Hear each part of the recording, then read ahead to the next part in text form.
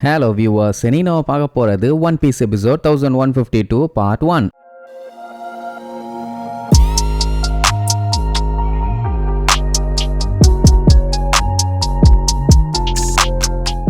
Open பண்ணா ஒரு 26 வருஷத்துக்கு முன்னாடி பங்க் ஹசாட காட்டுறாங்க. அங்க நம்ம வேகா பங்க் கிட்ட யாரோ ஒருத்தர் பயங்கரமா கெஞ்சிக்கிட்டு இருக்காரு. எதுக்குன்னா வாய்டு செஞ்சுரியை பத்தி அவரு ரிசர்ச் பண்ணிட்டு இருக்காராமா. அதுக்கு வேகா பங்கோட ஹெல்ப் தேவை. அப்ப அங்க இருந்துச்சே டிராகன் அதெல்லாம் காட்டுவாங்க. சரி வந்து அப்படி கெஞ்சிக்கிட்டு இருக்குது யாருன்னு பார்த்தா ஓஹரால இருந்தாரே ப்ரொஃபசர் க்ளோவர், அவரு தான். வேகா பங்கும் அவரும் நல்ல ஃப்ரெண்டுங்க. சோ ஃபர்ஸ்ட் ஹெல்ப் கேட்டு வேகா பங்க் கிட்ட தான் வந்திருப்பாரு. ஏன்னா இந்த உலகத்துல டார்க்கான விஷயங்கள் நிறைய மறைஞ்சிருக்குது. அதை ரிசர்ச் பண்ணி கண்டுபிடிக்கணும்னா இவரை மாதிரி ஆர்கியாலஜிஸ்டா இருந்தா மட்டும் பத்தாது, எல்லா ஃபீல்ட்லயுமே நாலேஜ் வேணும். சோ அந்த அளவுக்கு புத்திசாலி யாருன்னா வேகா பங்க் தானே. அதனால ஹெல்ப் கேட்டு வந்து கெஞ்சின்னு கெஞ்சுவாரு. ஆனா வேகா பங்க் முடியவே முடியாதுன்னு இருவாரு. ஏன்னா அப்பந்தான் அவரை கவர்மெண்ட் சயின்டிஸ்ட் ஆக்கி இருப்பாங்க. சோ அதனாலேயே என்னால எந்த ஒரு டேட்டாவும் கொடுக்க முடியாதுன்னு சொல்லிடுவாரு. இல்ல இன்னொரு மேட்டர் என்னன்னா ப்ரொஃபசர் க்ளோவரை கவர்மெண்ட் ஆளுங்க தீவிரமா வாட்ச் பண்ணிட்டு இருக்காங்க. அவர் என்ன பண்றாரு ஏது பண்றாருன்னு. எசகு புசகா ஏதாச்சும் பண்றாருன்னு தெரிஞ்சா கண்டிப்பா போட்டு தெளிவானுங்க. அண்ட் அது மட்டும் இல்லாம அவரை இப்ப வரைக்கும் உயிரோட வச்சிருக்கிறதுக்கு காரணமே அவரோட நாலேஜ் மட்டும்தான். இந்த மாதிரி ஏதாச்சும் பண்றாருன்னு தெரிஞ்சதுன்னா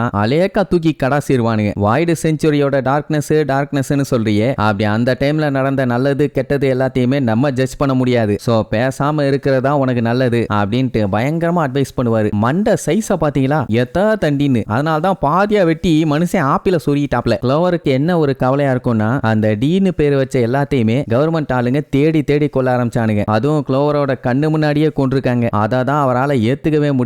அப்படி யார கொண்டாங்க என்னன்னு கேட்டா அவரோட அண்ணனை. இதை கேட்டோன்னே வேகா பங்குக்கே ஷாக் ஆகும். அப்புறம் தான் மேட்டரே தெரியும். இவரோட உண்மையான பேரே கிளவுடி க்ளோவர். சரி அப்ப இவர் மட்டும் எப்படி உயிரோட இருக்காருன்னு கேட்டீங்கன்னா அவரோட அண்ணனை கொல்லும் போது இவரும் கூட தான் இருந்திருக்காரு. நிக்க வச்சு சுட்டு தள்ளதுக்கு அப்புறம் அடுத்து இவரை சுட போகும்போது நான் இவனோட ஃப்ரெண்டு அப்படின்னு பொய் சொல்லி மனுஷன் அப்படியே உயிரை காப்பாத்திட்டாருன்னு வைங்க. இப்ப என்ன கடுப்பாகுதுன்னா இப்படி பேரை வச்சதுக்காகவே நாங்க எல்லாம் சாகணுமா? என்னதான் நடக்குது? ஹிஸ்டாரிக்கல் ரெக்கார்ட்ஸ் எல்லாத்தையுமே சீக்கிரட்டா அழிச்சுக்கிட்டு இருக்கானுங்க. அதனால இது என்ன ஏதுன்னு கண்டுபிடிக்க நீ எனக்கு ஹெல்ப் பண்ணு, எனக்கு உன்னோட உதவி தேவை அப்படின்னு சொன்னா வேகாப்பனுக்கு ஹெல்ப் பண்ணுவாருன்னு பார்த்தா இவ்வளவு நேரம் எல்லாத்துக்கும் ஆஞ்சேரின்னு சொல்லிட்டு கடைசியில அண்ணனுக்கு ஒரு ஊத்தப்பம்னு என்னால ஹெல்ப் பண்ண முடியாது. இந்த விஷயத்தை பத்தி நான் உங்ககிட்ட பேசினதையும் நீ என்கிட்ட பேசினதையும் அப்படியே மறந்துரு அண்ட் உடம்ப பாத்துக்கன்ட்டு போவாரு. க்ளோவருக்கு கடுப்பாயி நீ ஹெல்ப் பண்ணாலும் பண்ணாட்டியும் நான் கண்டுபிடிச்சு இதே இடத்துல உன்னை நிக்க வச்சு அந்த வாய்டு செஞ்சுரிய பத்தி நான் சொல்லல, என் பேரு அண்ணாமலை இல்லடா அப்படின்னு தொடைய தட்டி சவால் விட்டுட்டு போயிருப்பாரு. கடைசியில் அவரால் அதை பண்ண முடியல. என்ன ஆச்சுன்னா அப்படியே ஒரு 4 வருஷத்துக்கு அப்புறம் அதாவது இப்ப நம்ம டைம்ல இருந்து 22 வருஷத்துக்கு முன்னாடி பங்க் ஹசால்ல பாத்தீங்கன்னா அந்த டிராகன் ஜாலியா பறந்துகிட்டு இருக்குது. நல்லா பெருசாயிருச்சு பாருங்களேன். நம்ம வேகா பங்குக்கு ஒரு நியூஸ் வருது. அதாவது வெஸ்ட் ப்ளூல இருக்க ஓஹராக்கு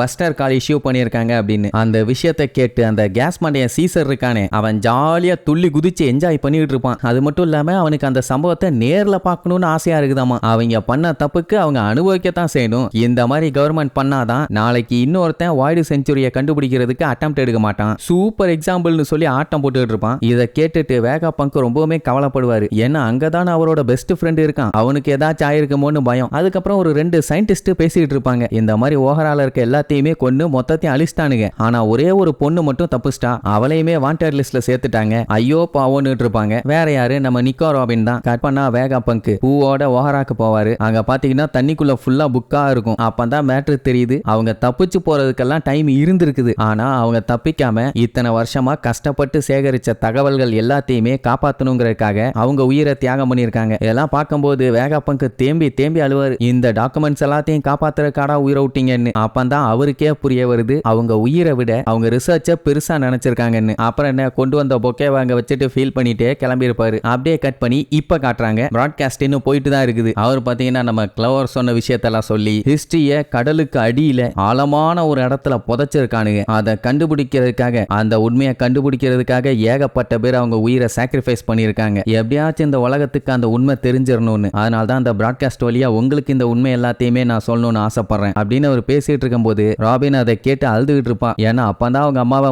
முறையா பார்த்திருப்பா. அப்பவே போட்டு தள்ளிட்டாங்க படுபாவி பயிலுக. சரி அப்படியே கட் பண்ணா இங்க 1000 சனி கப்பல்ல இருக்க நம்ம ஆளுகள்லாம் புலம்பிக்கிட்டு இருப்பாங்க. என்னன்னா இப்ப இவங்க பூஸ்டரை யூஸ் பண்ணி பறந்து போகலாம். ஆனா அந்த குதிரை மான்ஸ்டர் இருக்குது பாத்தீங்களா, அது வழியில நின்னுட்டு இருக்குது. இவங்க பூஸ்ட் ஆன் பண்ண உடனே 1 கிலோமீட்டர் பிச்சுக்கிட்டு போக முடியும். போற வேகத்துல அந்த ஆளு ஸ்பீட குறைச்சு விட்டுட்டான்னா ஷிப் அப்படியே ஸ்லோவாகி ஐலாண்ட்ல விழுந்து அப்படியே சில்லா செதறிடுவாங்க. அதனால அந்த ஆளை ஏதாச்சும் பண்ணிட்டு தான் நம்ம தப்பிக்கணும் அப்படின்னு சொல்லிட்டு இருக்கும் போதே அட்லஸ் பின்னாடி வேகமா வந்து லிலித்தோட மண்டையில ஒரே அடி அப்படியே அங்கேயே மயக்கம் போட்டுருவா. எல்லாத்துக்குமே ஷாக்கு, எதுக்கு இப்படி திடீர்னு லிலித் அடிச்ச மயக்கம் போட வச்சான்னு. அதே நேரம் போன எபிசோடு அந்த ரோபோட் வந்து அந்த பன்னி மான்ஸ்டர் அடிச்சது பாத்தீங்களா, அதை பார்த்துட்டு அங்க இருந்த மெரைன் ஆளுகள்லாம் மிரண்டுருவாங்க. இந்த தீவுல வினோதமா என்னென்னமோ நடக்குதுன்னு நம்ம ஆளுங்க அந்த ஜெயின் ரோபோட்டை பார்த்து என்ஜாய் பண்ணிட்டு இருப்பாங்க. அப்ப அது நம்ம லூஃபியை பார்த்து உன்னை மறுபடியும் பார்த்ததுல எனக்கு சந்தோஷம்னு சொல்லுமா. லூஃபி பின்னாடி திரும்பி பார்த்து யாருகிட்ட பேசிட்டு இருக்குதுன்னு முழிப்பான். அட உன்கிட்ட தான்டா. சரி வழியை விடு, பேசிட்டு இருக்கலாம் நேரம் இல்ல. உன்னோட எனிமி எனக்கும் எனிமி, உனக்காக மறுபடியும் சண்டை போட வந்ததுல எனக்கு ரொம்பவும் சந்தோஷமா இருக்கு ஜாய் பாய் அப்படின்னு ஒன்னு லூஃபிக்கு புரியவே இல்லை யார ஜாய் பாய்னு சொல்லுதுன்னு. ஆனா அது பேசுறத கேட்கும் போது அவனுக்கு ஜாலியா இருக்குது. எல்டர்ஸ் எல்லாம் முடிவு பண்ணிட்டாங்க, வேகா பங்கோட ஸ்பீச்சை தடுக்கணும்னா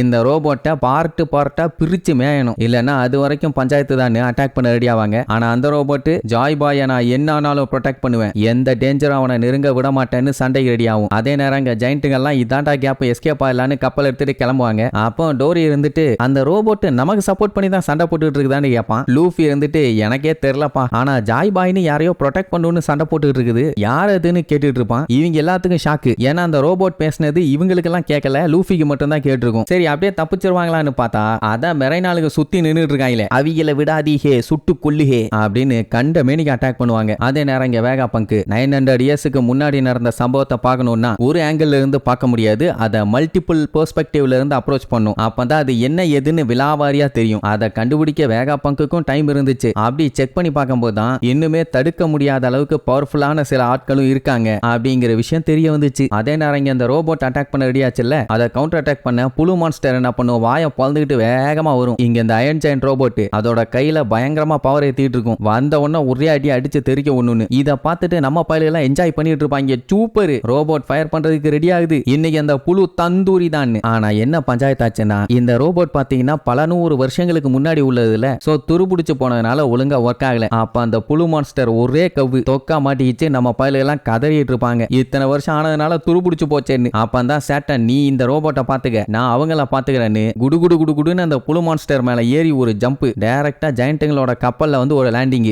எங்க போனாலும் நான் குமாவையும் பாணியும் தப்பிக்க விட மாட்டேன்னு டெரரா வந்து லுக் விடுமா. பாணி அப்படியே பார்த்துட்டு பேந்த முடிச்சுட்டு இருப்பான். ஆளு வேற தமா கூண்டு இருக்காளா. இனி இதுக்கப்புறம் எப்படி தப்பிக்க போறாங்கன்னு அடுத்தடுத்த எபிசோட்ல பார்க்கலாம். டாடா.